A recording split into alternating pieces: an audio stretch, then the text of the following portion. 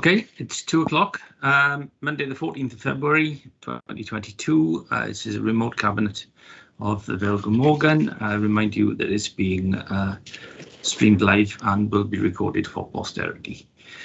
First item I have is apologies for absence. I think we have one in that Councillor Margaret Wilkinson won't be with us today. The next item is minutes of the last meeting. Can I have your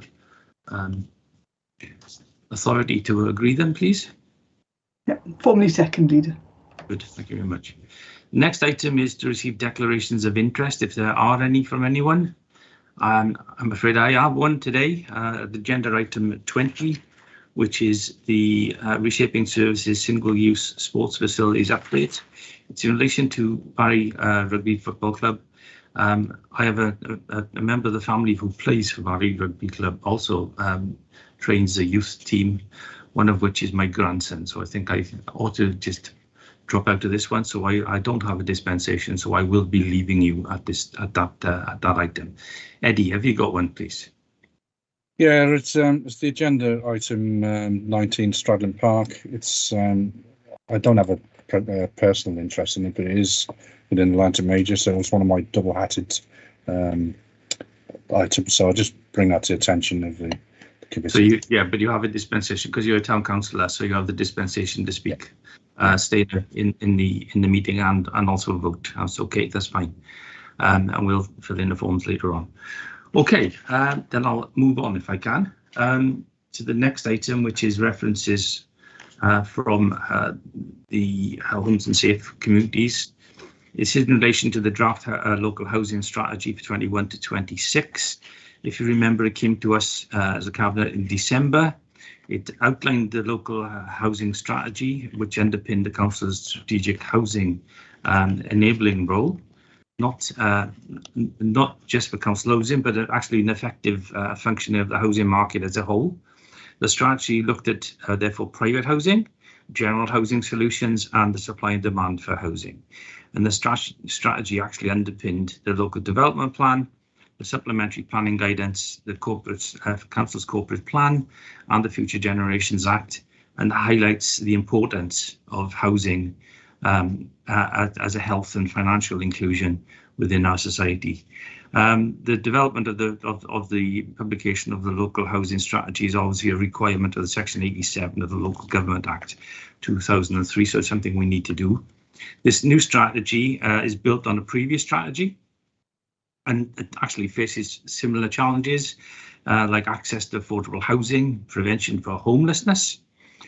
New challenges have come about because of things like Brexit, ongoing austerity, welfare reform, which is still with us, and in fact also COVID-19. So the council will be delivering these strategies' aims with their partners in health, registered social landlords, the private landlords, and the statutory and third sectors. So the aim is to ensure that all residents in the Virgo Morgan had access to good quality, suitable housing and could live happily and independently in a vibrant, sustainable community. There are 4 aims listed within the strategy: more homes with more choices, improved homes and communities, better housing advice and support, and a quality of access to housing and housing services. So this was a reference from the scrutiny committee, and there were comments in relation to it. For example, comments were asked about what were the level of demands, and basically the 1 or 2 bedroom houses were still the main focus of demand. It was also a query whether the Welsh Government and the LDP needs were aligned, and there was an answer given to that, but it was confirmed that there was an alignment with Welsh Government and local housing strategies needs. So all in all, they had a discussion about it in scrutiny. They didn't make any changes. So can I simply move that, having considered the reference and there being no suggested changes, that Cabinet agree that 1, the draft local housing strategy as considered by Cabinet on the 6th of December 2021 be formally endorsed and referred to full council for approval. that the urgency decision procedure as set out in section 14 of the Council's Constitution be exercised in respect of recommendation 1 above in order for the strategy to be referred to full Council on the 6th of March. I don't know if anybody wants to make any comments in relation to it, but I think I've been fairly comprehensive in highlighting it. Liz, would you like to come forward, please? Thank you, Leader. I think the other thing that an awful lot of people in our communities are facing is housing insecurity. Yeah. Where even during the pandemic, I've talked to people that have had to move 2 or 3 times, where a 6-month rental has come to an end, and legally not an issue, but how do families put roots down? How do families feel that they've got a home if they face such insecurity going forward? And I welcome the aims of this housing strategy, and would very much support it, and happy to formally second. Good, thank you very much. I think it's important that we work with all sectors, as it says in the report. Private lettings as well as registered social landlords, and anyone else who can help us in that area, because clearly homelessness is still with us, and we've seen much of that during the pandemic. So I think it's a particularly good strategy, and it'll be going forward to Council. Okay, if there's no others, then I will go to the next item, which is Agenda 5. Which is again a reference from Homes and Safe Communities in relation to the draft tenant and leaseholder participation strategy from 2021 to 2026. Again, this was reported to Cabinet previously on the 20th of December, and it was presented to scrutiny to inform the committee of the new strategy, which sets out the Council's vision for increasing tenant and leasehold participation. The strategy has one notable change, really, I suppose, in terms of this, is the fact that this strategy now has an inclusion with leaseholders, which I think is important, because we have many properties where we have leaseholders and tenants working and living side by side. So within the strategy has 3 key themes and an overriding cross-cutting theme. The themes are to increase involvement by those tenants and leaseholders, to invest in staff and financial resources, to support the tenants and leaseholders, and the overarching theme was to ensure that tenants and leaseholders felt their opinions were valued, listened to, and acted upon. So to deliver these key themes, Housing Services have developed this comprehensive action plan. As I said, it went to scrutiny. There were some questions raised, one of them which was asked if tenants, leaseholders needed to be part of a residence board or similar in order to engage with the strategy. And it was interesting that basically it was confirmed that the strategy it does really mean to engagement, and the engagement would be expanded and reviewed. And in fact, it was interesting because one of the points that came up, one example was the St Luke's and the St Paul's estate in Penarth, where the council has been involved in the community development project called Clean State, and that was an example where there was more informal style of engagement, which I think is important too. On that basis, the scrutiny committee didn't make any suggested changes, so I will recommend that, having having considered the reference as we have, there'd be no suggested changes. The Cabinet agrees that the draft tenant and leaseholder participation strategy, as considered by the Cabinet on the 20th of December 2021, be endorsed. I'll formally move that. Liz, you want to come in, please? Yes, I do. First of all, I hadn't realised it's a typo. It's clean slate. Clean slate. It's clean slate. It is. What did I say? Clean slate. No, it actually says in the report clean state, but it's actually a superb project, and the housing officers are doing a superb job on the estate, where we have sort of growing spaces, and outside the new food pod there's a little garden area, and people pop by and have a chat, have a conversation.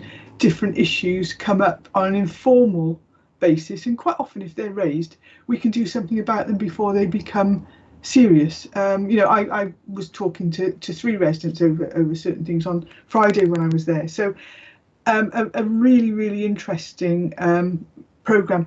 But I have to say it builds on the work of the Star residents, that's the St Luke's and St Paul's residents group, which has included leaseholders in the past as well. It's a very active group, and they are represented on the scrutiny committee.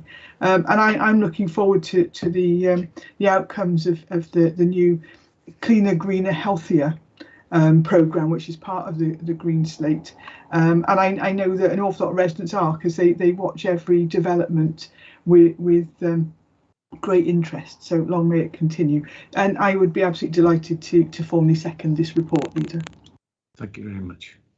If there are no other comments, then I will go on to agenda item 6, which is the minutes of the Vale Glamorgan Local Access Forum, which I know that Eddie Williams, Councillor Eddie Williams, chairs. But he's going to comment in relation to this. These are the minutes from the meeting of the 2nd of December. Yeah, thank you, Leader. It's often when we get some of these reports back, I always think, goodness me, a lot happened since we were at this meeting, isn't it? So I'll just quickly run through some of the things that are on there. You've got the reference, the reports in front of you, and some of the key areas that I'd like to just quickly cover off is the fact that Gwyn Teague, who's been with the authority for some time, he's obviously moved on, and since 2010. Those of you that have actually seen the recording of the meeting probably noticed that I was a bit tongue-in-cheek about it, and that asked him what he'd done in that time. Clearly there's been a lot achieved, and the rest of this report indicates some of the things that has happened, more so in the last year or so, this report refers to, but certainly in his time he's made some, there have been some considerable changes, such as the coastal paths. We've had a change in the local area as far as improvements on the local rights of way. The report talks about the annual reports that came through, and even in that it gives some detail on some of the improvements that were made. And the forum were appreciative of the things that the local, the officers were doing within the area, and it's all happening in the background, which was great. And indicative was some of the things that they highlighted in the maintenance reports. Things like kissing gates, there's 45 being replaced instead of stiles. I made a comment about, I took my family out for a walk once, local walk, and I thought, oh, this will be easy, it's only a couple of miles. Didn't realise there were 20 odd stiles on it. And needless to say, my family weren't appreciative of that by the time we got back. So in the putting in of kissing gates would have made that a lot easier. And in fact, that's been something which has helped the accessibility throughout the Vale, and that's been really appreciated. And you can see in the report there's 35 kilometres of vegetation cleared from footpaths, again improving the access. There was an update on some of the legal orders and evidentiary modification orders. Again, some of these are contentious, but a lot of them make a big difference to people in the local area, where they can make access to, to the countryside and the local area. And interesting, there was a report on green trails, another good initiative, which is linking up the local authorities around the Vale of Glamorgan, where we're sort of hoping, well, we are developing those areas so that each of the footpaths, trails, whatever, can be improved for not only for walkers, but also cyclists and horse riders, the bridleways. And they'll be linking up to each of the local authorities as well. And on the list, you can see the Bridgend, Cardiff, and Rondacombe and Taff and Merthyr. And that's certainly improves the well-being and life living within the Vale of Glamorgan and surrounding area. Let's see, I'm just pulled through the report. Oh, interesting enough, with all the financial constraints we're under, there's some good news stories. The Access Improvement Grant. In the report, it talks about, we got over 62,000 in the last year, and there's a list of the projects that were improved on. And it's, they might seem small on the ground, but I can speak for particularly the couple in Lansworth, where one of them in particular is the school footpath and the surfacing along a brook, and it means that the school children can walk along that. without getting muddy feet during the winter, and things like that are just such a small change, but to the people it impacts, it makes a difference.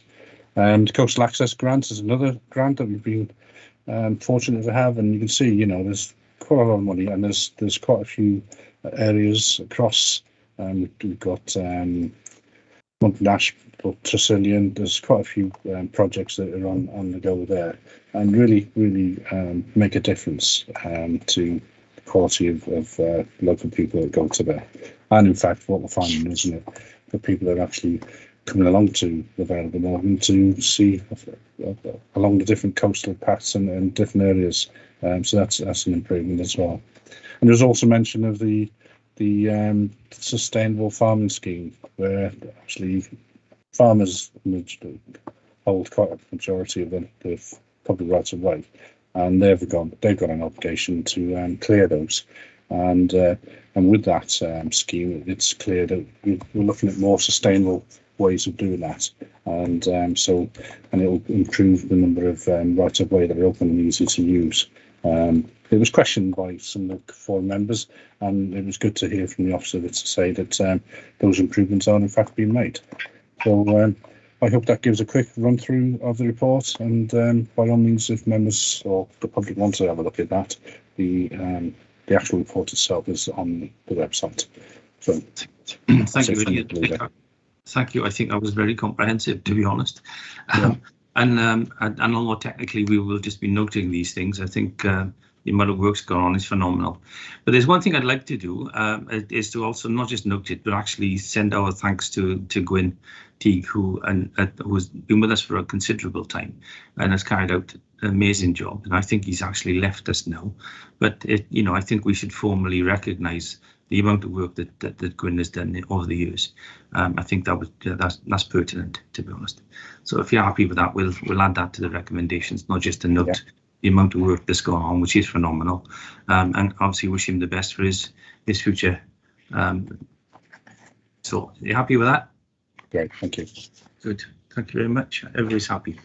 Good. Next item is item 7, which is again a minutes of the Cardiff Capital Regional Cabinet, sounds a mouthful. It was on the 13th of December, so a little while ago now. It talks about, in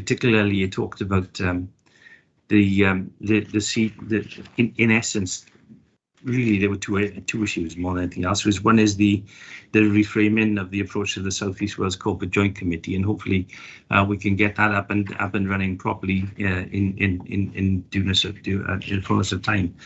But basically, what we're hoping to do eventually is to morph, if you want, the CCR into the CJC, into the Corporate Joint Committee. And basically what the report did, it noted the context of the report, but also the realisation of the risks and issues that were now preventing the full implementation of the chosen delivery option of lift and shift. So we've had to carry out a redirection of that. But one of the things we had to do was, in the run up to the budget was on the 31st of January. We still had to address that, and in fact, although this is a minute, I can assure you that the budget was agreed by all authorities, that the 22 authorities plus the Brecon Beacons National Park representative, in terms of the budget going forward. And one of the things it does say in this is, because this is quite a while ago now, is that the CCR asked the Welsh Government to put back the commencement of duties from February to June. This is an ask that was in the minute, but in fact it has actually come to fruition. So basically, we're in a minimal place in terms of that, just for you to be aware, and obviously we'll continue to have resolution of the ongoing and remaining issues, but clearly there'll be further report backs later. The other thing that we talked about was the regional economic framework, and reported on the interim position in things like the levelling up white paper, etc., which is where we were at the time. And then the last thing was dealing with the acquisition of the former Aberthorpe power station, and there were discussions there, noted the report in the background to that. But as you know, we are still moving forward with that, But one of the things that has occurred already and will occur again this week is that there will be a full report to all members, should they wish it, from Kelly, who's the Chief Executive of the Cardiff Capital Regional the Cabinet Officer. So basically, we're still in a bit of limbo in terms of that. We are moving forward with the acquisition. Things are still going on. There will be a decision coming shortly from the regional cabinet, and I'll obviously report that back to you when that has been decided or otherwise. So basically, although I've chatted on for a long time and ranted on in relation to this, there were some items. They are quite a way away, or quite a long time ago now, and they're still ongoing. So can I just simply say after that we note them, please? I don't know if anybody was prepared to second that, please. And I'll formally second. Thank you very much. Ben. Yeah, it was just you noted the briefing that we had on the city region, and I was really pleased to get that update, and certainly exciting things on the horizon more generally with working together. And I think that there's a lot to come, and I think the members that were able to attend the briefing we've already had got a lot out of that, and I hope that as many members as possible will be able to get to the other briefings so that they're fully aware of all the developments. Indeed, I agree. I think it's important that we try to keep everybody abreast of the things, but it is a movable feast, and obviously we will continue to keep people appraised. Eddie. Yeah, I appreciate there's another briefing coming along, and I missed the first one, but I was able to see the recording of it, and likewise, it's local to Blanchard, and it's an exciting project that's going ahead. So we look forward to seeing how that develops in the coming months, years. Thank you. Indeed. Okay, thank you very much. And if you all agree, then we note that and wait for further information. The next item is agenda item 8, which is again minutes of the Shared Regulatory Services Joint Committee, again of which Councillor Eddie Williams is Vice Chair. I don't want to make any comments in relation to this. It talks mainly about budgets and things, and the proposed budget for next year, etc. Eddie, do you want to come Yes. in, but at least for noting, I think, one thing else. Thank you. Again, there's, we get these reports to us, don't we? And it's important as a cabinet and a council we recognise what goes on. It is a shared regulated service, and it is important. There are some resolutions in there which we are noting, and hopefully we agree. The key ones that are in the notes there is the fact that the SRS are no longer classed as an employer. So we've been able to, there's £46,000 gone back into local authorities, because previously when it was set up that, the SRS was looked as a separate entity, and that's no longer required. So that's one of the resolutions that was in there. And then it goes on to the budget, as you say, and if you look on page 3 of the actual reference there of the non-8, and it talks about the savings and also the fact that some of the budget has been made up. It depends on the budget, the population figures that come out, and it's recognised that they weren't available at the time. So if there's going to be any changes to those, then that'll come back to the cabinet for us to see. And then there's one of the key things I wanted to just say is the fact that there's been so much going on with the SRS over the last couple of years, and we just got to recognise that some of the work that they've been doing is had to change due to staff being redeployed in other areas to protect the business. Legislation's been changing radically. Often it felt like it was day by day, whereas the regulatory service were having to respond to that to help the businesses keep on going in a safe manner. So it was important for that, and so it talks about the report and that, and also as you can imagine, there's been some with the food standards and whatever. We've had to the regulatory services have had to link up with, well, they are linked up anyway, but with the Food Standards Agency to agree a plan on how we're going to look after the businesses and make sure that they're keeping safe and doing the right things. So there's been an adjustment to that, recognising that some of the staffing issues we've got.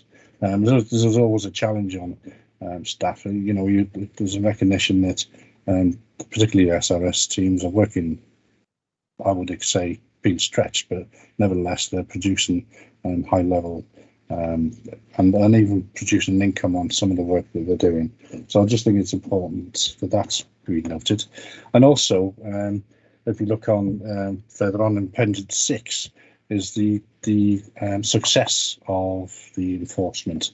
We've had a couple of high-profile prosecutions. You think of the dog breeders and the rope traders. They've been in the news in the last month or so. It's down to the dedication of the officers that are in this thing.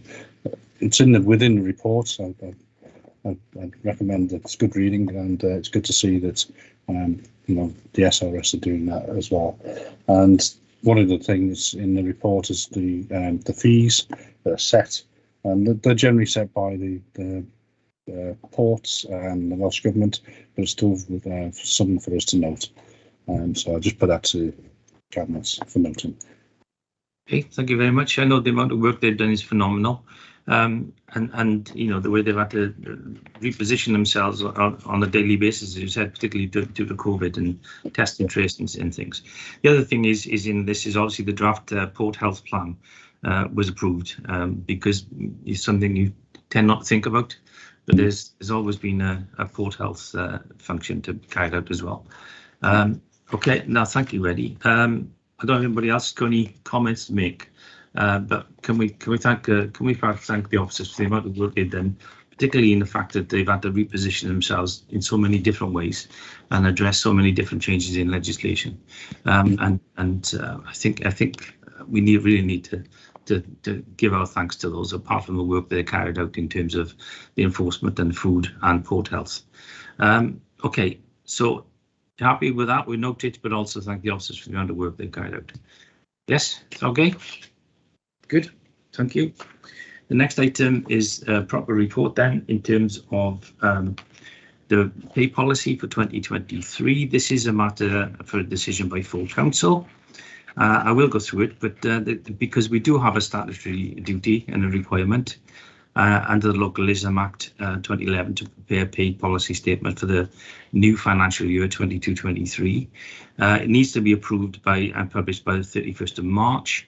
The document provides a framework for ensuring that employees are rewarded fairly and objectively in accordance with the service needs, and that there is openness and transparency in relation to the process, despite the fact that people think we keep things under wraps, and comments are made in the press or whatever you want to call them. The pay policy does incorporate guidance from Welsh Government.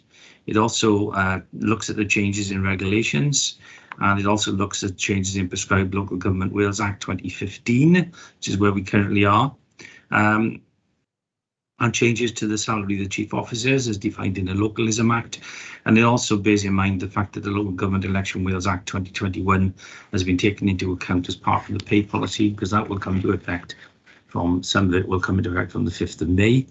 There are obviously necessary refinements as the changes of the council's senior management structure over the recent years and more recently, and obviously the effects of the national local pay negotiations and associated benefit awards, along with the provisions of the national living wage. You should be aware that the pay negotiations are still ongoing for NJC Green Book and JNC, chief officer pay increases for 21-22. Any agreement reached will be backdated to the 1st of April, so it will have an implication in terms of the pay policy, but we have to set it as we currently are. There's also the pay award for the chief executives for 21-22 has actually just been agreed, I think last week or maybe the week before, by the JNC for chief executives for local authorities in England and Wales. Just as a reminder, the pay policy does not apply to members of the council, as they are not employees and are governed by a separate legislation, which under the requirements of the Independent Remuneration Panel for Wales. In addition, in paragraph 6 629 to 635 of our pay policy, which is at Appendix A, sets out the details of the remuneration arrangements for staff undertaking duties in respect of elections and referenda ballots, etc. It is mentioned this year again, although it was last year's decision, I think, is that members should be aware that a £95,000 cap on public sector payments had been revoked. It was there for a little while, been revoked, but it had no effect on us in that no council staff were affected by that cap. And as will be noted, the pay policy needs to be approved and published by the 31st of March to comply with the provisions of the Localism Act. So as I say, they are there. The policy is at the back. It's something we have to do each year. So the recommendations quite simply are to consider the required changes to the council's pay policy 22-23 as set out in the report and as incorporated in a revised statement at Appendix A, and 2, to endorse the pay policy and refer it for consideration by Scrutiny Committee Corporate Performance on the 17th of February and for final consideration and approval by Council on the 7th of March. And again, one of the things that we would put into this is that there is a need for changes to take place, so that's covered within the report as well. So there could be some subsequent changes, as I just mentioned. So that's the formal recommendations. I don't know if anybody's got any comments to make in relation to it. I think I've covered most of it. Yep, no comments, Leader, except to second. Okay, thank you very much. In that case, I will go forward, if everybody's happy, to agenda item 10, which is to present the Vale Glamorgan Council's annual audit summary for 2021, which is covered in the report at Appendix A. This is a matter for Cabinet. The report does actually present the Auditor General Wales annual audit summary for the council, outlining the work completed since the last audit summary, which was issued in February 2021. The contents of the annual audit summary, as I said, is at Appendix A, were generally positive and highlighted the council met its remaining local government Wales measures duties for the financial year 2021, and the Auditor General was also given also gave an unqualified, true and fair opinion of the council's financial statements on the 12th of October 2021. Whilst there were no formal recommendations, there were 5 proposals for improvement were made in relation to specific local reviews of the council's financial stability and the third sector partnership working. Auditor Wales will also obviously carry out studies across the local government sector to make recommendations for improving value for money. 2 such reports were published in relation to discretionary services in April 21 and the regenerating town centres in Wales in September 2021. Consideration is being given to the findings contained within both the local and the national reports, and actions are incorporated within the Insight Tracker throughout the year as appropriate, and that's monitored by the Insight Board, Scrutiny Committees, Cabinet, and indeed the Governance and Audit Committee. And this is also, the progress is also monitored by Audit Wales as part of their annual regulatory plan. As I said, the report is there at Appendix A. It is an unqualified position, so can I move that the Cabinet note the contents of the Vale Glamorgan Council annual audit summary for 2021 and refer to the Corporate Performance and Resources Committee on the 17th of February and the Governance and Audit Committee on the 1st of March, with any recommendations or comments from these committees referred back to Cabinet thereafter. But I would remind you that this is an executive decision by Cabinet, so any comments will come back that needs to come back. We will deal with at the future date. So I don't know if anybody's got any other comments. No, just to formally second, Leader. Thank you. I think it's fairly straightforward in all honesty, and we have to congratulate the staff on the fact that we have complied with all the requirements. Eddie, do you want to come in? Sorry. Yeah, it was along those lines, Leader, that we get audits, don't we? And that's external to the actual business that we do day to day, and all the compromises we have to make and the challenge we get. It's just great to see that the authority is working at such a high level as it is, in spite of the rhetoric that we get often. I'll just put that out there. No, that's a fair comment, because, you know, to be honest, the Audit do come to see many of us on many occasions during the course of the year. I know I've met with them on very many occasions during the year as part of their routine work. But I'm really pleased that, you know, we comply, and we have no recommendations on us other than some suggestions. Okay, in that case, I will move on to item 11, and as a matter of interest, I will reference another item on the agenda, which is agenda 15, which needs to be taken into consideration, but I'll do that again when we're dealing with that. Because this is basically to deal with the draft candidate and elected members handbook for 2022. So what this report actually does is just seeks our approval of the draft candidate and elected members handbook.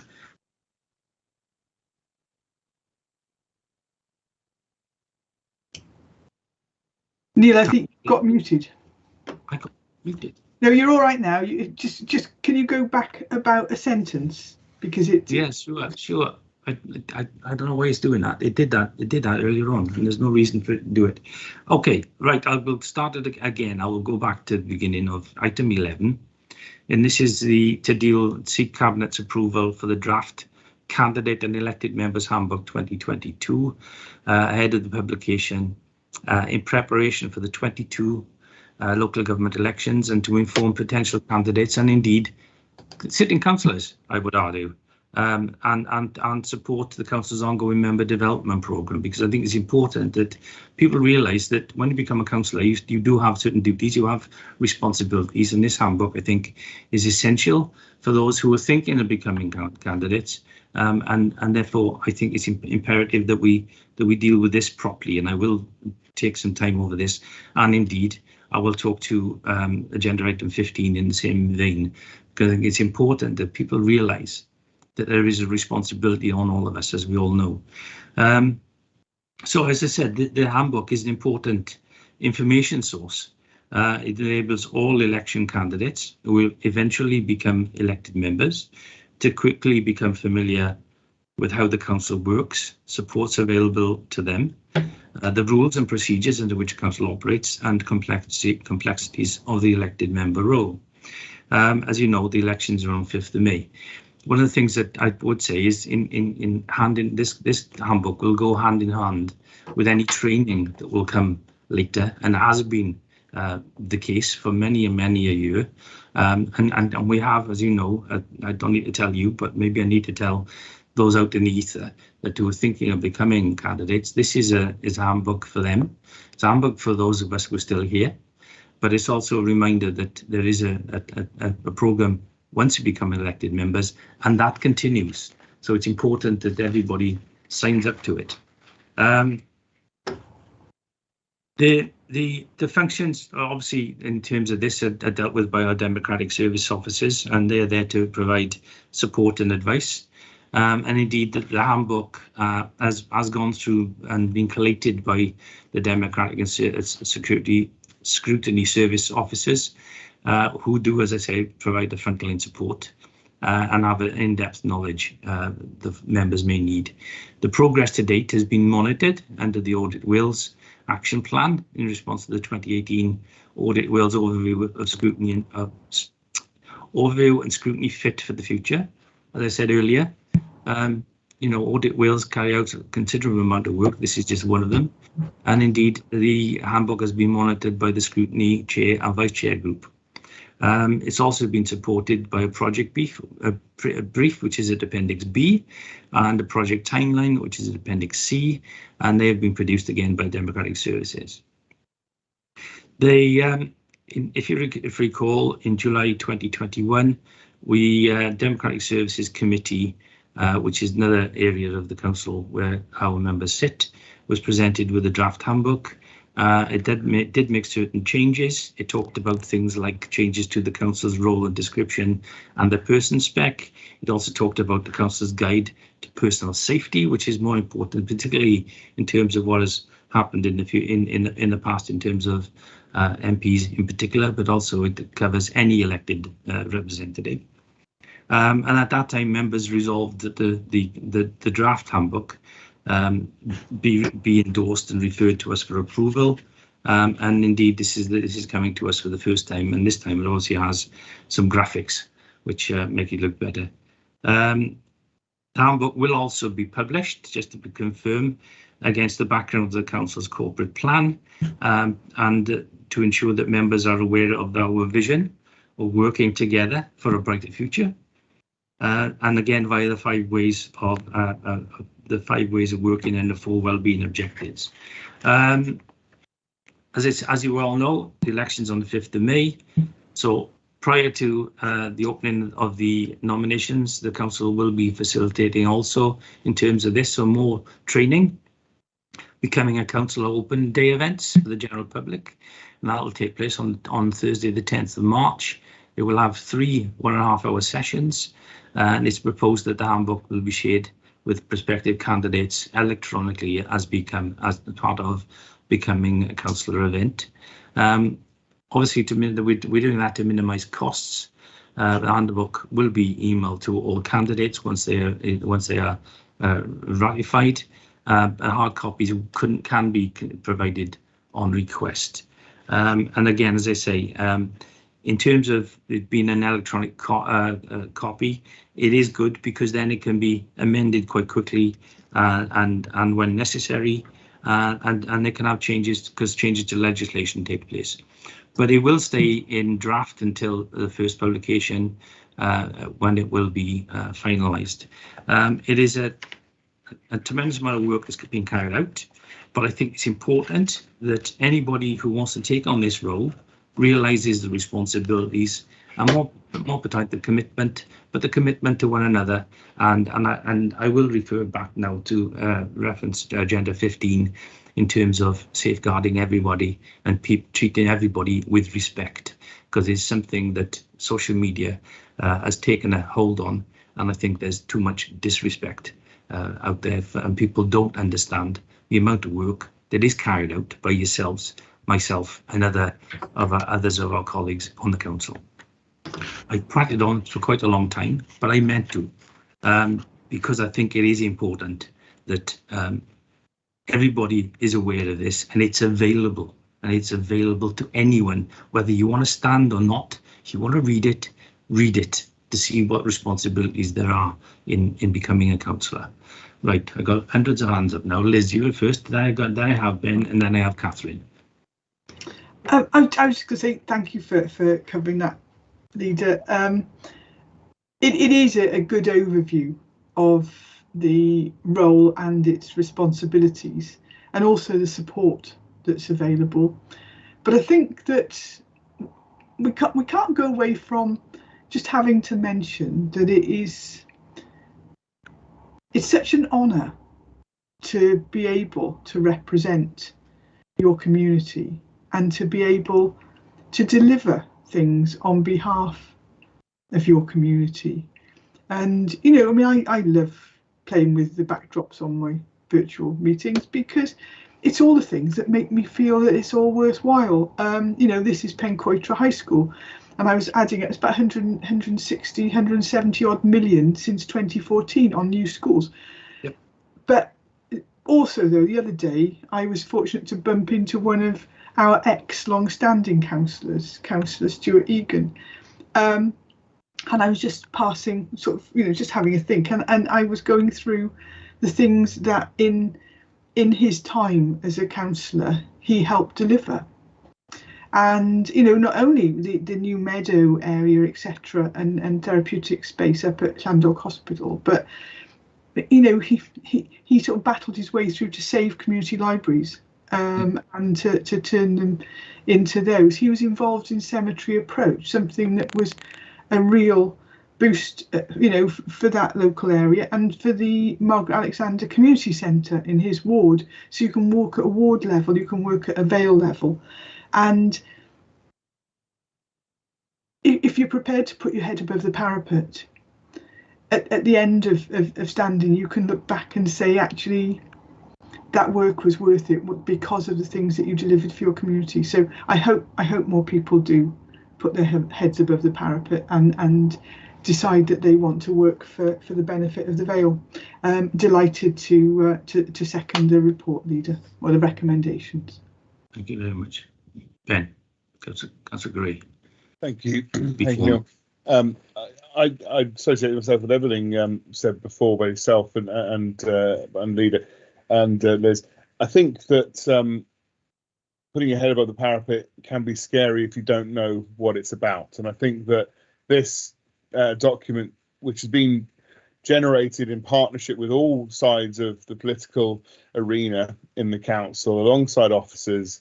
I was newly elected in 2017, as was Councillor McCaffer, and we went through a training system there, and I know that a lot of those reflections are in this document. And then for those that weren't newly elected, but they've seen the developments over time. And I won't hazard to try and remember off the top of my head how many times you've been through the cycle, Leader. But I think even for all of us, it's a useful resource. And for those who have an interest and want to get involved, sometimes it can feel hard to really sum it up, what's involved or what it takes. So I don't think anyone should take it as a negative. The fact that there's so much information there, I think, is a real positive. And there were resources to assist and answers, people available to answer questions when I first stood. But this is just even better. And I think, as a model for adapting it to future elections, I associate myself with congratulating all those that have put it together. And at the end of the election period, whoever is in office, they may want to reflect and change it. But I think that's part of it being a live document and supporting us. And so, very happy to support this. Thank you. Thank you. Catherine. Thank you, Leader. I mean, yes, absolutely reiterating everything everybody has already said. You all know from my own personal standpoint, I am passionate about getting as many people involved in the local governance of where we live. It's so important. It's so interesting. It's so valuable to so many people. And the more that people can see that as an accessible option, the better it is. And the more information people have, the more accessible it becomes. So I'm really pleased that we've got this together now finally. And I do sit on Democratic Services, and we were very interested in making sure that everyone had enough information to understand what the commitment is, because it is a commitment, but it's a commitment that's very much worthwhile. And I think in today's virtual world, as we sit today, that also it helps hopefully to encourage accessibility and allow more people to think, well, actually, no, I can stand now. So I'm really supportive of this. Thank you, Leader. And thank you, Democratic Services. It's a big piece of work.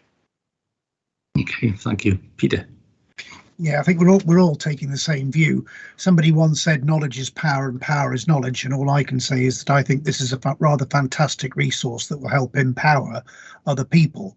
And the only cautionary note I will express is that the weather is always fantastic in the Vale of Glamorgan, but perhaps not quite as fantastic as every single photograph shows. Yeah, okay, fair enough. I think it is important that anybody who wishes to take on the mantle understands what comes with it. But there's the other mantle as well, is that there is an element of caution here to say, is that no matter how passionate you may be about something or how you'd like to do something, you still have to work within the parameters that are available to you. For example, finance. For example, the provision of the legislation that you have to work within. Thinking of things like planning, for example, you have to, you have to, if you're on a planning committee, you have to comply with the planning legislation. If we have the finances, we have to work within the finances that are available to us. And sometimes there are, things that you want to get through, you may not get through, and that's a reality. But that's a reality of life. That's a reality of life. But the point is, unless you're there to actually put it forward, it's never going to become a reality, and that's the important part about it as well, I think. So, you've heard the recommendations. I think we've had a good debate about it and a good conversation about it, because I think it is important that anybody who comes forward, clearly they're going to need some support. I've been here, as Ben says, between the predecessor authority and this one, I've been here since 1988. And when I came in 1988, we didn't have this sort of this sort of help. I remember we did have some when we started the new authority, back in 1994-95, but nothing to this extent. And I think it's important because legislation has moved on, but we're now living in a different era in terms of things like social media. And I think we have to take that on board. And that's the reason that I brought the agenda item 15 here today as well. So I will refer to that later on. OK, enough. I have to move on. We could talk about this all day. And again, last comment. If anybody who gets in and needs advice, then there's the mentoring system we can put in place too, with those who are already here, and even if necessary, those who have now left us. OK, next item, item 12, is the draft Virgo Morgan petition scheme. And again, this sort of relates in some respect to the work and how things have changed over the years and how we have to now embrace things like modern technology and what have you. So this is, again, the matter for the executive by cabinet, and thereafter it has to go to council again for consideration to be incorporated into the council's constitution. This is in relation to, again, another piece of new legislation. You see, section 42 of the Local Government Act, Election Wales Act 2021 now places a legal duty on principal councils in Wales to make and publish a petition scheme setting out how the council will handle and respond to petitions, including electronic petitions or e-petitions. So, you know, as I say, we move on. So there is a duty for the petition scheme to set out, and I will read them out because it is important, how a petition may be submitted to the council, how and by when the council will acknowledge receipt of the petition, the steps the council may take in response to the petition received by it, in the circumstances, if any, in which the council may take no further action in response to a petition, because sometimes you do have a petition and you sometimes can't do anything about it, or it is not relevant at that particular time. And the last one is how and by when the council will make available its response to petitions to the person who submitted the petition and to the public.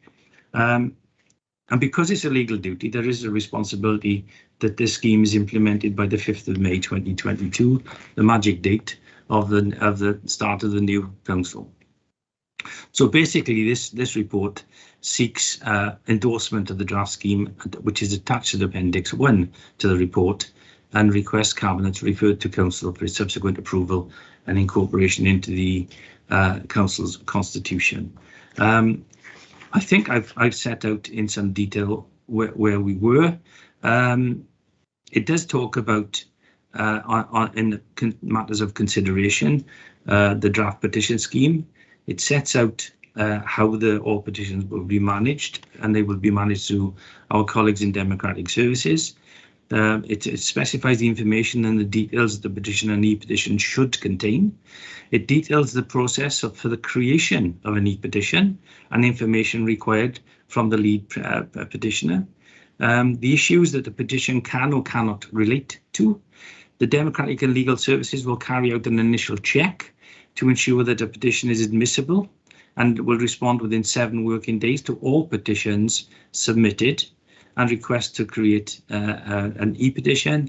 And if the petition or e-petition meets the threshold of 100 signatories, then depending on the subject matter and advice from the monitoring officer or the deputy monitoring officer, this will be presented to a meeting of the council, the cabinet or the scrutiny committee. And again, this scheme will be reviewed every 2 years. Now, part of that talks about signatures of over 100. So it is also proposed the delegated authority be granted to the head of Democratic Services in consultation with the chief executive to administer those petitions which have fewer than 100 signatories in cases where there's a clear support for local action. Clearly, before now and the 5th of May, we need to develop an electronic online facility, which needs to be done before the 5th of May. So this basically asks for our support to move it forward. And there are recommendations, and they are that the draft Virgo Morgan petition scheme at Appendix 1 be endorsed and recommended to Council for approval on the 5th of May. From the 5th of May, sorry. that the draft petition scheme Appendix 1 be submitted to Council for consideration and approval to be incorporated into the Council's constitution, and the delegated authority be granted to the Head of Democratic Services in consultation with the Chief Executive to administer those petitions which have fewer than 100 signatories. Now, I think it would be pertinent at this stage whether we use the urgency procedure of 1414 to take it to the 7th of March Council. I think it would be advantageous for us to do that because clearly this has to become policy. It has to be implemented by the 5th of May, and therefore work has to be done as a result of it going forward. That isn't one of the recommendations in it. I think it's probably pertinent that it should be, because this is a matter for Council, and therefore it has gone through various stages, and I think that might be the best way forward to refer it straight to Council on that basis. I don't know if anybody's got any comments, please. Thank you, Leader. To be honest, I think that it's important. Start again. Petitions are important because it allows people to make their voices heard. But I think that having such a process as this allows it to be managed effectively so that those voices can actually be heard. If you have petitions being submitted electronically where half the people live off the north coast of Scotland or something, then it's actually quite difficult to take a petition forward. And having such a process as this means that we know that we will be taking account of the views expressed in those petitions and fully considering whether or not it can be part of council policy going forward. So I think it's to be commended, and on that note I'd be delighted to second the recommendations. The reason I've asked for 1440 is because I don't think we've got enough time to do it, because it would have to go out, and I don't think you'll be able to come back to the next cabinet, which is the 28th, and that's so close to the 7th of March. So I think it's the best way of moving forward. Oh no, I agree with that. It's more a question of the process of having a petition scheme that allows people's voices to be heard. I think there'll be a full discussion at full council, no doubt. No doubt, and I think that's the right place for it anyway. Okay, are you happy with that? Yes? Good. In that case, I'll move forward, and I'll move forward to agenda item 13, and I will make some changes to this actually, because this is the report is entitled the use of the Chief Executive's emergency powers. In fact, it should be altered to use of the Managing Director's emergency powers. If you recall, the Managing Director was in place until the 25th of January, when he was reassigned by Council to be the Chief Executive. The Managing Director, and indeed the Chief Executive, does have the powers in order to carry out emergency procedures and carry out emergency powers. In this case, the report before us today is one which has been the Managing Director has exercised his emergency powers since the last report on the 6th of December. I can tell you, because I've double checked, is that all the reports within this, all the actions that have been taken between the 30th of November and the 19th of January. Therefore, they've been all undertaken by the Managing Director and not the Chief Executive. The next report that we will receive will in fact be the use of the Chief Executive's emergency powers, if he uses any, obviously. Because I know that one has already been carried out, at least one, and the first one was carried out on the 3rd of February. So this report does actually cover the period when Rod Thomas was in fact the Managing Director. So the correct title of this would be the use of the Managing Director's emergency powers, and that this is to advise us of those powers being taken, and it tells you about paragraph 262 of the Council's Constitution and refers to that, and therefore quite simply I'm going to move the use of the Managing Director's emergency powers be noted, and if anybody wants to highlight any of them, they can. But there are things like, for example, the highway improvements and the highway resurfacing and surface dressing, etc., which will be carried out and continue to be carried out. Things like the Dinis Powers Flood Resilience Project, and the things which are listed here. I'm not going to go through them.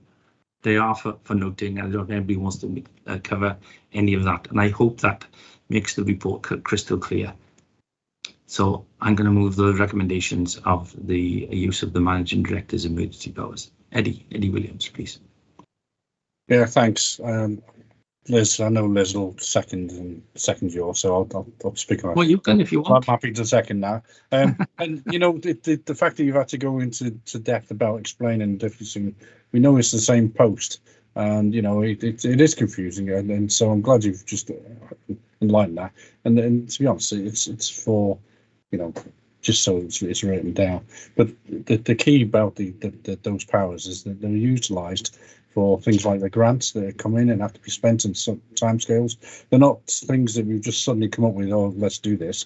There's projects that are on the go and the grants have come in, but they need to be spent in certain timescales. And clearly those timescales are hence the use of the powers. So regardless of whether it's managing director or chief executive, then I think we all understand that anyway. So thanks for explaining that, and move second.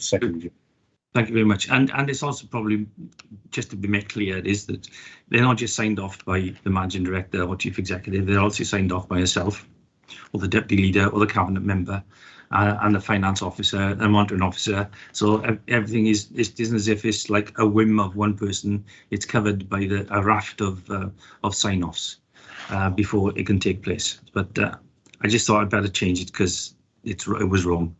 And I hadn't spotted it earlier on, so I apologise for that, because I should have spotted it earlier than I did. You need to be a lawyer. You need to be the lawyer leader. Okay, and the next item is a really difficult one. It's the timetable of meetings from May 2022 to May 2023. Again, it's a decision by Cabinet, and it's just to consider the draft timetable, which is appended to the report. So basically, it's the recommendation is that the timetable of meetings set out in Appendix A be approved.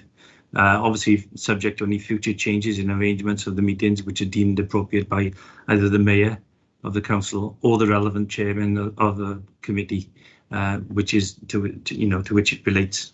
So very simple, and it is there before you. And obviously, we need to put it in train.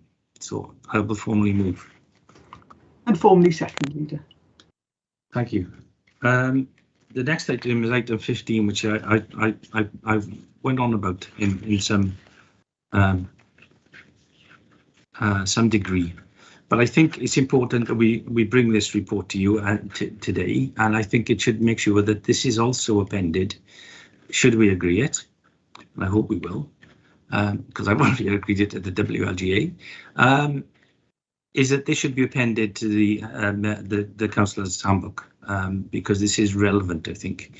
This is to provide an update on the Fair Campaigns Pledge that was agreed, as I said, by the 22 local authority leaders at the end of January. The pledge is attached to Appendix 1. It was brought up at the WLGA, the Welsh Local Government Association. It was debated and considered to be very relevant, bearing in mind the issues that have been raised. Again, I relate to social media, etc. But this is, so the report attached at Appendix 1 is the Fair Campaigns Pledge in relation to the forthcoming local government elections in May this year. And I hope, to be honest, that this just takes effect immediately and will continue in perpetuity unless they need to have some refinements. The pledge calls on all councillors and candidates. So I would call on all councillors right now, as well as all candidates in the future, and any future councillors, to commit to a fair and respectful election campaign. The pledge has been endorsed by all 22 local authority leaders, as I said, following a meeting at the end of January. This is a joint statement which calls on all councillors and candidates, as I said. The pledge refers to politics should focus on facts and respectful debate about differences of policy or priorities, not insulate not insults or intolerance, misinformation, or misogyny, or discrimination, or division. Yes, we can have debate. Yes, we can disagree, but they should be respectful.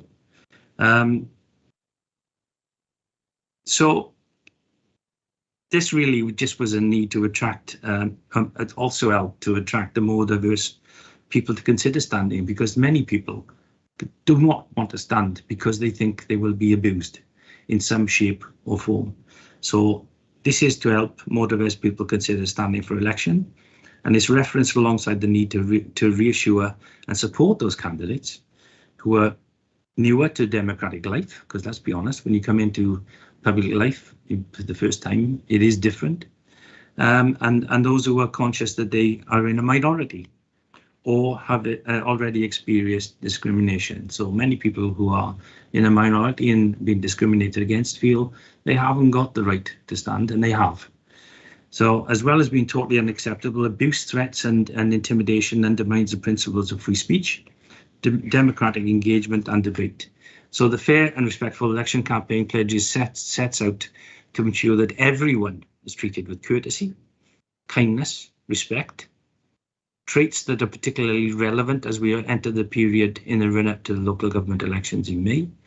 And the pledge calls for participation in a fair election campaign, which is based on positive campaigning and merit, rather than personal attacks and smears against individuals. And the pledges encourages all elected members and candidates in the forthcoming elections, whether be party candidates or otherwise, to do the same and to publicly call out any such inappropriate behaviours and take an absolute zero tolerance against approach to abuse. So we will not accept it, and if it is, and if there are instances, then they should be called out openly and publicly. So the recommendations quite simply are: the Cabinet considers and endorses the contents of the report and the appended fair campaign pledge, that the fair campaign pledge be communicated during the election period and referenced in any candidate briefings in the run-up to the local elections, and the copy of this report and the fair campaign pledge be circulated to all town and community councillors for information and awareness. And I think it's important too that we're not talking about principal councils here, we're talking about all forms of elected members. I think it isn't in here, but I think that the fourth one should be that it's appended to the previous handbook, and at 5 that it should be placed on the council's website as soon as practicable. In fact, I would hope as soon as possible, so that people understand and can see it and read it right now. So I'm sorry I've gone on about it, but I think it's important. And it's a commitment I think we should all stand by. Liz. Thank you, Leader. I don't think you can overstate how important this is. And I don't think, I'm looking at colleagues on the screen now, I don't think there's one of us that hasn't suffered from some form of abuse, misinformation, and appalling behaviour, whether it be in campaigning or in political behaviour. And I think we know how that impacts on people that we talk to.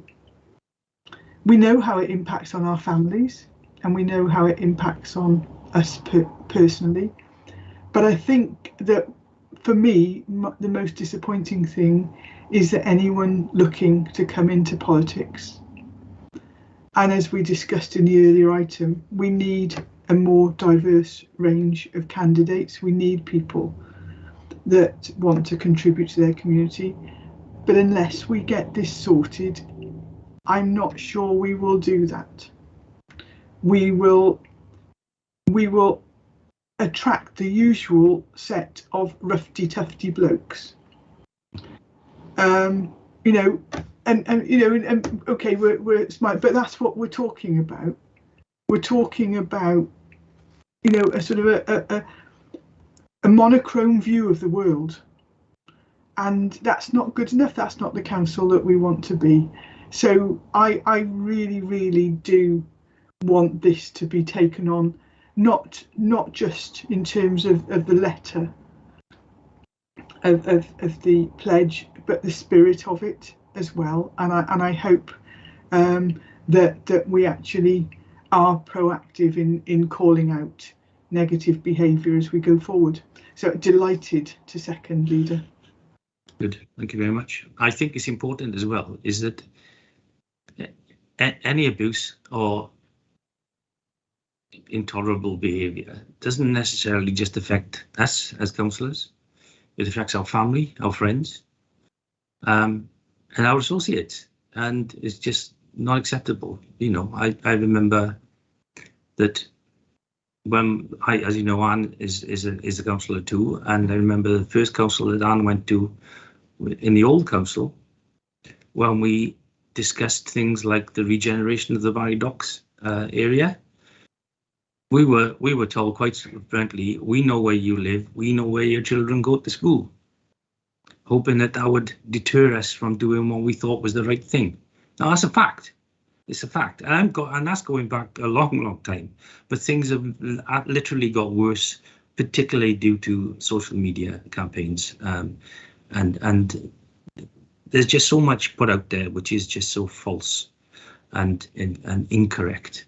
It needs to be stamped out. Sorry, I've gone on again. It's a soapbox. I can't help it. Ben.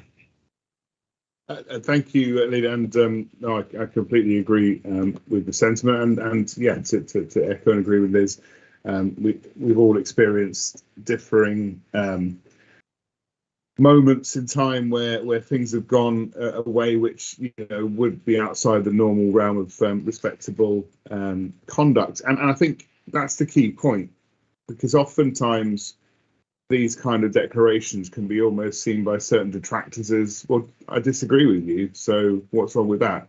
Absolutely nothing. That's what politics is about, and that's why we have debate. Yeah. But I think what you've alluded to there in terms of how social media is, it's pulled apart the moments and rules around how we debate and when we debate, and actually I think it is to the detriment and puts people off from putting themselves forward, which is why I totally support the pairing it up with the handbook and the reference to it. And it's not a negative thing to other people. It should be seen as a positive to all of us, that we all conduct ourselves in the most appropriate and positive manner. And you can't fix everything that people think, and I don't think it should seek to do that, but we need to know that we're doing the honourable thing, and we're campaigning, we're talking, and we're communicating with each other in a way that's acceptable in society, and it's just not happening for some people. So, and no doubt this conversation here will be misrepresented and twisted, and the comment section will be of varying degrees of quality, and so we look forward to that. But no, I think this will be a useful addition to the wider support that something like the handbook can offer as well. Thank you. Good. Thank you. No, I agree. You know, I can remember going back to days when I would have howling rows with opposition members in the chamber, take a decision, everybody accepted the decision, and then you go downstairs and have a chat and maybe you can go out and have a beer. So, you know, that's respect, and that's all we require. Just respect. Okay, sorry, soapbox. I'll come off it now. Next item is item 16, which is from the Cabinet Member Housing and Building Services, which has given her apologies. Basically, this is a Part 1 report in order to introduce the procurement process undertaken in the provision of the new housing software package. Basically, what it does, it highlights the fact that the housing and building services require software, which is currently in use, is considerable and have to have considerable investment to replace the IT system, which is currently not fit for purpose or will not shortly be fit for purpose. So this report is a Part 1 report, which produces the the financial restricted information, which is obviously being part 2. So basically what it is that we need a new software system. It's gone out to tender. Emergency powers were sought in July in order to do that. And the tenders were received and they'll be considered under part 2 of the cabinet report. So basically this is a report to note under part 1 that the procurement process has taken place and the decision will be taken via part 2 later in the agenda. So can I formally move that, please? Okay. Good. And formally second. Thank you very much. The next item is from the cabinet member Housing, Building Services, who's not with us, to request the adoption of the 2021 housing market assessment. It again is another legal requirement. Section 8 of the Housing Act 1985 requires local authorities to undertake a review of the local housing market assessment every 2 years. The review was carried out using methodology which we've used before and with data extracted from the 30th of September 2021, because you have to have a set date. The results of the local housing market assessment indicates a need for an additional 1,205 units of affordable housing per annum for the next 5 years, comprising 917 units for social rent, 79 for low-cost ownership, and 211 for intermediate rented accommodation. Clearly, the assessment was carried out on a ward-by-ward basis, and I guess you could refer back to the other reference we had earlier on in terms of the need to have proper arrangements in place. The demand for adapted and accessible accommodation was also addressed, as was the property type and the size identified being required, particularly in terms of the accessible accommodation in relation to accommodation for older persons. The local housing management market assessment is therefore essential for the council to meet the demand for affordable housing, and will feed into the current review of the local development plan and informs any required review of the supplementary planning guidance for affordable housing. As I said earlier, in the reference sections, we do work with all sectors of the housing sector. As I said, Section 8 is a duty. We have to carry it out every 2 years. The last time we took it, therefore, was 2019. It's the same methodology, as I said, that we did before. It is a very large document, and there's a copy placed in the members' room and the Cabinet office. Shows you where the calculations come from in terms of the report. As I said, there was a general needs assessment, shows those with the greatest need, and shows the greatest need with a shortfall for each of the 915 of the majority of which are required in Barry, Penarth, or Dock. And in terms of the properties needed, 1 and 2 bedroom homes remain the highest in demand. And again, I'll refer back to the report that came earlier in the reference.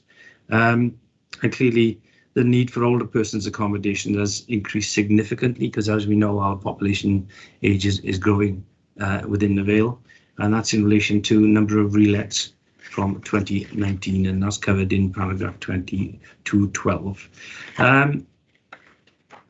So basically, this is just the subject of the local housing market assessment. So the recommendations is that subject to considerations by the homes. Sorry, I'm going to change the recommendation. I will change the recommendation to make it easier. And that is one, that the subject to the consideration by the Homes and Safe Community Scrutiny Committee, the local housing market assessment 2021 as attached at Appendix A to the report be accepted, and the policy implications for the Vale of Glamorgan be noted. And this is where the change will come in, is that the local housing market assessment 2021 be referred to the Homes and Safe Community Scrutiny Committee for consideration. And this is the bit, should the Scrutiny Committee make no recommendation to the Cabinet, that the local housing market assessment 2021 be agreed and adopted as outlined in Appendix A to the report. So basically, this is a report which will be going to the Scrutiny Committee.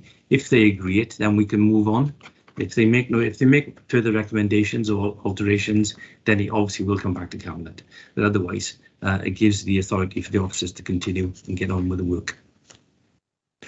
Any comments from anyone, please? No, that agreed? No, and seconded as well. Thank you very much. The next item is for someone else, thankfully. This is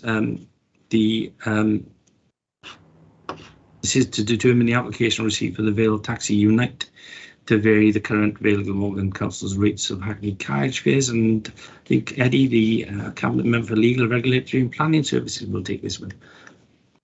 Actually, thank you, Leader. Gives you a break, and I spoke more at this meeting than I do most tonight, so I'll try and keep this brief. No, you carry on. You carry on. Okay, if we just stick to the report itself, then we've got the executive summary, and basically this is to determine an application received from the Vale Taxis Unite, which is a representative body, to vary the current Vale Glamorgan Council's rate of Hackney carriage fares. The rate of Hackney carriage fares is authorised fare charges to passengers using Hackney carriages in the council's area. From this report, you can see the reasons for the report. It's something which is obviously the fares, any change in fares, and there's legal requirements under Section 65 of Government Miscellaneous Provisions Act 1976 that they're publicised, and any proposed changes to the fares. And these fares have been in existence since 2018, and you can see the new fares in Appendix A. Any objections then come back to Cabinet for us to consider, and as I said, there's a legal public notice to go onto this. If you look on page 3, it gives the proposals of what the fares are. Sorry. When you look at some of those increases, initial response from myself was, oh, wait a minute, some of them are high. I suppose the background to it is the fact that the current fare, which is in Appendix A, sorry, is have been there since 2018. So if you draw those percentages over the last nearly 4 years, then arguably then they would be higher.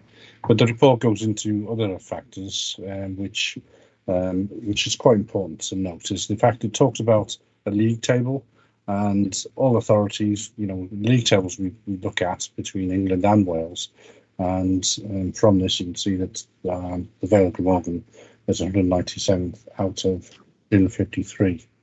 But if you just take Wales on its own, then we're currently 6th. But when you look at these fare increases, then it'll put it at the top. But the background I've put to that is we're one of the first authorities that are actually looking at this. So it's likely the authorities will be increasing their fares accordingly. And just to add a bit more, if you look in, on pages 5, etc., it talks about other inflation pressures, things like, the fuel's gone up, there's price of fuels on there, and also talks about different rates of inflation and how that's impacting. In essence, this is the trade representative body that's brought us together. So, they're the ones that will know that if they put the prices up too much, then obviously the customer base will drop down. So it's important for us just to take this on board. They're the ones that propose the change. As an authority, we're the ones that, agree to or whatever. So it needs to go out to consultation. So for public consultations, I'll just go to recommendations. Cabinet approves in principle the application put forward by Vale Taxis Unite to vary Hackney carriage fares with an implementation date of 14th of April 2022, provided there are no objections. That subject to recommendation 1, that the fare variation is advertised in the open press, and that needs to be advertised for at least 14 days, and that subject to no objections have been received, delegated authorities granted to the Director of Environment and Housing to agree the fare variation in consultation with the Cabinet Member for Legal, Regulatory and Planning Services. With the recommendations, I so move. Okay, straightforward. As you say, it hasn't gone up since 23rd of July 2018, and if there's any objections, it'll come back to us. So we'll see an objection report should there be one. Okay, I'm happy to second that. I think you've just you just moved it, so everybody happy with that? Leader. Yeah, Lee, if I can just chip in, I think in fairness, every one of us has noticed how much the price of road fuel has gone up. And I think that I think when you take into account how much it costs you to fill your own car, and thankfully I don't use that in one day. I actually think the rates they're seeking are actually quite in keeping, and I feel fairly relaxed that they probably need every penny.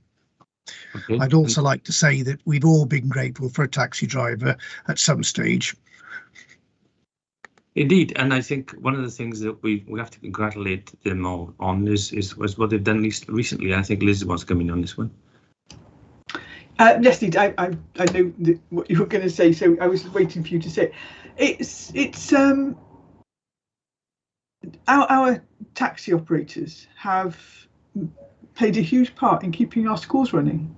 Yeah. Because they provide school transport for children in sort of outlying communities where, you know, there aren't enough pupils for buses, but more importantly for our children with special needs. And those children, you know, obviously needed to have sort of extra regulations and things in terms of COVID safety during the pandemic.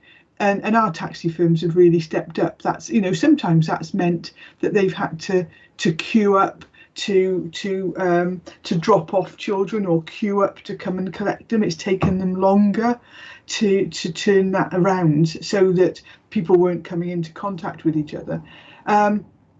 The pandemic, I was talking to one of our local taxi firms not that long ago, and the pressure that's been on our taxi operators in the last couple of years has been phenomenal. And then you start to add to that the huge costs, as Peter just outlined.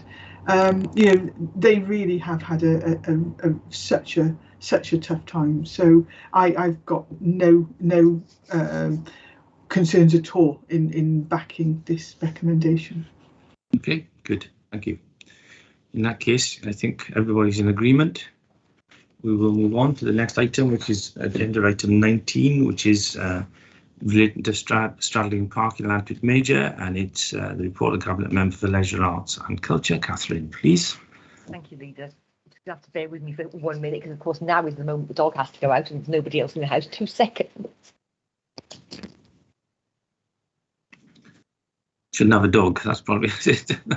The joys of being a dog owner. Yes. If it's not children, it's dogs instead.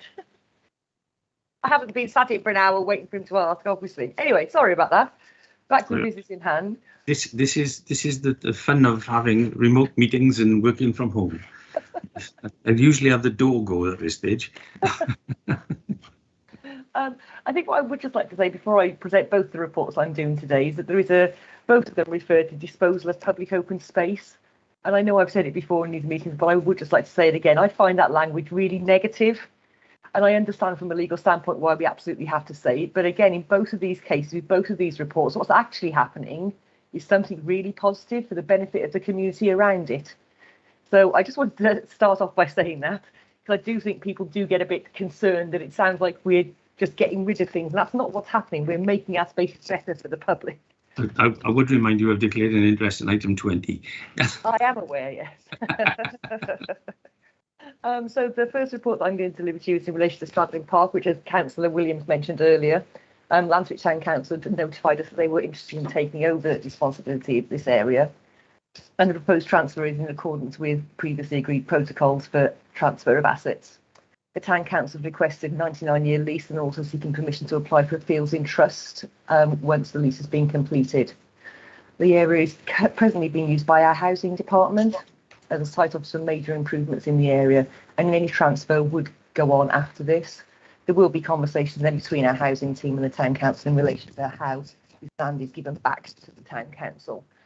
There's a lot of recommendations, the 6, which I know you've all read, but essentially they are all saying the things that I've just said in the executive summary. But ultimately we will have to advertise a disposal of public open space here, which is, like I say, really not the best sort of like terminology for everyday use. as ultimately the town council will take it over and maintain it as a green open space, and that's what they want to do, and that's what the Fields in Trust will do. So I'm bringing this to Cabinet today for our consideration, and I hope that you are satisfied to do so. Okay, that's fine. There's the 6 recommendations, so we'll formally move the 6 recommendations. Has anybody got any comments in relation to this? But clearly it's something we've been working along for a long time in working with our town and community councils. Eddie, don't come in. Yeah, it's, you know, speaking on behalf of the Lantridge Town Council and local residents, it's something which the park has been, you know, it's enclosed by housing. It's the local community want to make more use of it, and which the Vale have looked after over the years. But clearly, local residents wanted to develop it a little bit more by, you know, planting trees and whatever, look after diversity. We've even got a couple of hedgehog supporters in there, so you know, things like that need to look after. But we were concerned when it came up, we were going to delay it for 6 months, but recognising that, you know, the housing do need to do their business, and also the fact that it is going to the Lantridge Town Council, not going to open market, whatever. So as long as we've got those assurances, I don't think that's the case. We're pleased with this report to go forward. Thank you. I think it's fairly straightforward in all honesty. And there's also the request in terms of the Fields interest, which would protect it in perpetuity as well. So you're happy? Everybody happy? Good. In that case, we'll move on. In this case, I won't move on because this is agenda item 20, to which I've declared an interest, because I asked Matt, please go to take me, as a Democratic Service Officer, to take me out of the meeting, please. And once that's happened, I will leave it to Liz, as Deputy Leader, to chair the meeting, please. So can you please take me out of it, or I tell you what, I'll leave it myself. That's easier.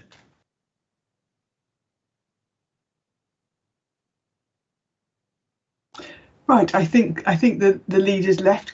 Matt, could you just confirm that for us? Thank you, Deputy Leader. I can confirm the leader has left the meeting. Super. So we're on to agenda item 20, which is reshaping services, single-use sports facilities update, and that's back to Councillor MacArthur. Can't speak today. Thanks, Catherine. I'm really happy to bring this situation today. I'm very supportive. Sorry, Catherine, you're really, really quiet. Am I? Is it better now? Yeah. No. Oh, what's going on? Okay, bear with. Better now? Yes. Yes. Okay. I just hope the dog doesn't bark again. I was just going to say that. Start again then, shall I? Now you can all hear me. Brilliant. I'm really happy to bring this report to Cabinet today, because I'm really supporting what Barry Rugby Club are doing in relation to their attitude and ethos of engaging and encouraging the community into their club, which has been demonstrated by their new universal youth provision. I was thrilled to see how many young people had attended, and it was great to know that all the time and the meetings that I've had and the work that the youth service has done has finally come to fruition, and the young people are benefiting from what the club are providing for them. So I'm really grateful for that. The executive summary on this is particularly long, but I will point out some major points just for people to be aware of. So in relation to our single-use sports facilities, this covers all sorts of currently used pitches and grounds across the Vale. Originally, it was work that was started prior to COVID, but obviously COVID did put a big block on it, as a lot of clubs couldn't function at all. But we have, throughout COVID and more recently, been in contact with several major clubs, Barry being one of them, also the Old Penarthians and Penarth Athletic Club, who are all really keen to move forward. The reason that they all need to move forward realistically is that in order for them to be able to establish long-term funding from other sources other than ourselves, they need extended leases and licenses for their pitches and for their buildings. So from Barry's particular point of view, they want to have a long-term lease on their clubhouse, which would be a 99-year lease, and then a lease for the pitch and for the license for the remaining pitches. Obviously, Barry's quite a large area of land, but the realisation of being able to have a lease on their pitch as well as their clubhouse will allow them to progress so much further. In relation to the conversation we had about public open space, again, we need to get this going now, so we have to put that in place. So we will have to advertise the disposal of, whereas again, it's actually an enhancement. There's going to be no restriction for members of the public attending this site. The other thing to bear in mind is that there is currently a public right of way that runs through the location. This doesn't actually go anywhere or achieve anything, and we have committed as a local authority to pay for the removal or the removal of this path, so it won't be going across the pitch, because ultimately no one's going to be walking across a rugby pitch while everyone's playing. So if we just move this public right of way slightly to one side, then we can achieve both things. So we will obviously have conversations with other clubs going forward, but I'm looking forward to Cabinet supporting me on this, so thank you.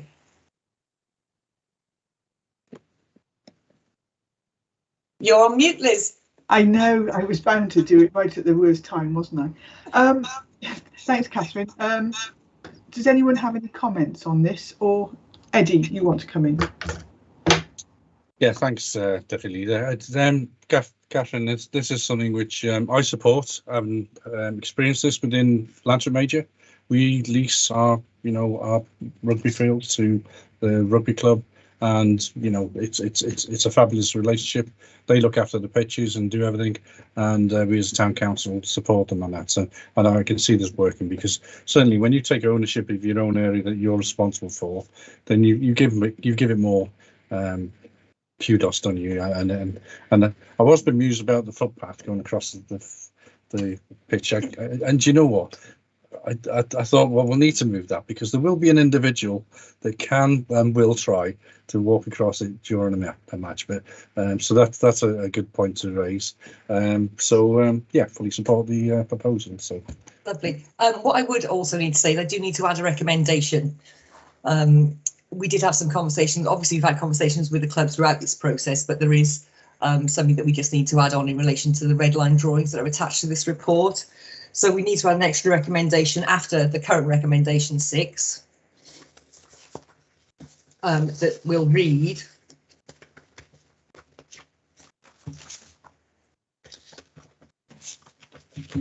as follows.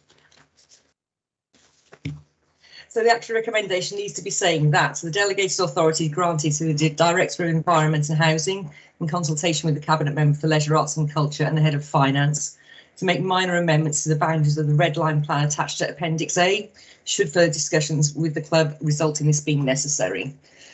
So I'm aware that we just need to add that one on. Thank you. Ben, did you want to come in? Yeah, sorry, just to clarify, Catherine, obviously there's 9 recommendations on this report, so we're renumbering 7 to 9 so that it reads in order, because it follows on from that Appendix A mentioned in recommendation 6, yes?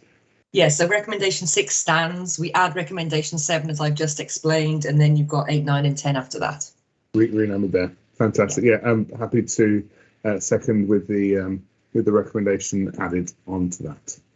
Thank you. Super. So I can see that everybody's in agreement with that. So super. That's agreed. Thank you. Thank you. So moving on to agenda item 21. Any items which the chair has decided are urgent. There are no items that are considered urgent under part 1. So for that we need to move to part 2, as there's an item for discussion under part 2 which follows on from the earlier report on today's agenda for the Cabinet Member for Housing and Building Services, the one that was entitled Housing Services ICT Contract Award.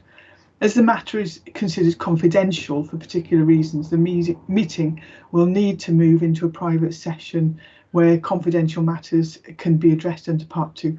Therefore, the Cabinet Officer will be asked to stop the recording and live streaming of this open session and ensure that no members of the public remain present after this juncture, allowing only the relevant parties to remain to hear the detail of the item to be discussed. We'll also get the leader back because he's no longer declaring an interest.